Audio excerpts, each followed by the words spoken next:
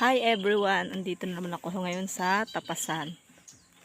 So, grabing hirap guys. Kasi kung hindi ka sanay sa bundok or probinsya, magugutom ka. Dito sa probinsya guys, kailangan mo magsikap, kailangan mo magsipag kasi kung hindi, magugutom ka.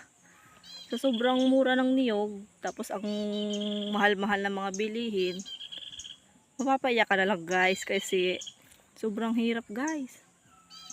Ang mura-mura ng niyog, tapos ang mga bilihin ang mahal, lalo na yung bigas guys. Grabe. Kaya kailangan mong magsipag, magsikap at magtiyaga. Kung hindi, kawawa ka. So ako ngayon magtatapas na ulit kasi marami yung tapasan ko guys. So ayan. So ito na yung mga natapasan nila probinsya boy. So ayan, kailangan natin takluban kasi mababa